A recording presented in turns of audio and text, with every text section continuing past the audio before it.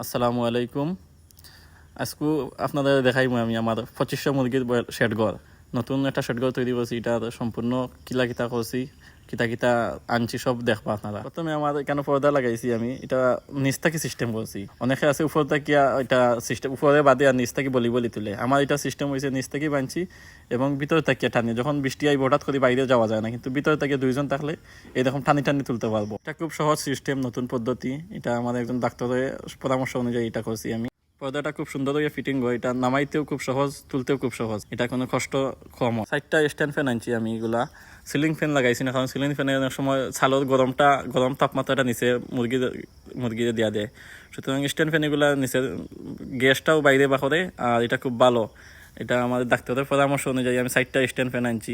এগুলা সমিলর গুঁড়া, এগুলা শুকাইয়া রাখছি কেন, এগুলা কাঠ বাচ্চা ছোটো অবস্থায় মানে খাদ্য পাত্র পানির পাত্র রাখার লাগে, এগুলা কাটিয়ে রাখছি 60 পিস, কারণ 2000 মুরগিতে অনেকগুলো খাদ্য পাত্র পানির পাত্র লাগবো।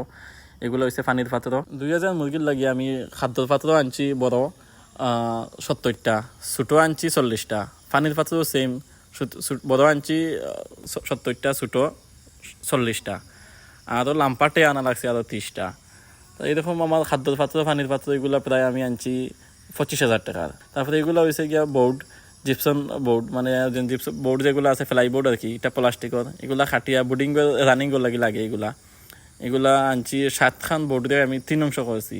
একটা বোর্ডও তাকে 48 ইঞ্চি 16 ইঞ্চি করে কাটছি আমি। এটা হচ্ছে আমার বোর্ডিং ছাতা, এটা বোর্ডিং ছাতা রেডি আছে। এই যে এটা মিটার লাগাইল, মিটারে আমার ওভার হিট হইতো না, 35.5 দেওয়া আছে, যতটুকু দেওয়া অতটুকু মধ্যে হিট হইব। আর ওভার হিট হইলে এটা লাইট অটোমেটিক বন্ধ হয়ে যায় গিয়া। এটা লাগাইছি আমি ফ্যান, সিলিং ফ্যান মাত্র 2টা লাগাইছি মধ্যখানে, এগুলো আমার বাড়িতে আসিল আগে। স্ট্যান্ড ফ্যান যেহেতু আছে তার লাগে আমি সিলিং ফ্যান লাগাইছি না, স্ট্যান্ড ফ্যান 4টা আছে, 4টা সাইড কোনাত লাগাইলে আস্তা ঘর খাবার হয়ে যাব গিয়া বড়। এই 4টা স্ট্যান্ড ফ্যান এগুলো আস্তা ঘরে রানিং হয়ে যায়, এগুলো অনেক যে বাতাস দেয়। এই স্ট্যান্ড ফ্যানগুলো অনেক দামি, কিন্তু বাতাসটা খুব ভালো দেয়। এগুলা এসির মতো বাতাস দেয়, ঠান্ডা করে বেলাই দেয়।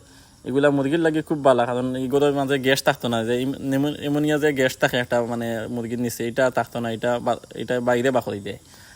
সিলিং ফ্যান থাকে, স্ট্যান্ড ফ্যানগুলো অনেক সুবিধা। শেড ঘরটা হয়েছে গিয়া 75 ফুট লম্বা আর 35 ফুট চৌড়া, মানে প্রায় 2600 স্কোয়ার ফুট। কিন্তু 2600 হইলে আমি 2000 মুরগ তুলমু, কারণ কম মুরগ তুললে এগুলা বৃদ্ধি পাইব, বেশি জায়গা বেশি পাইব, দ্রুত বৃদ্ধি হইব। এই শেড করে আমার অনেক টাকা মাল আছে, এগুলো দেখাশোনা করা লাগবো। এর লাগে আমি এখানে একটা বেডশিট রাখছি, এখানেও রাইত হইলে থাকার লাগিয়া, কারণ এখানে না থাকলে চুরি হওয়ার সম্ভাবনা আছে, সব মানুষ তো সমান নাই। এখানেও রাইত হইলে থাকার সুবিধা আছে, উপরে ফ্যান একটাও দিছি আমি। কোথাও ভিতরে সব সিস্টেম করে লাইছি, কারণ বাদলির দিনও বৃষ্টির দিনও বাইরে থেকে পানি আনতে গেলে খাদা লাগবো, পাওয়ায় অনেক সমস্যা হইব।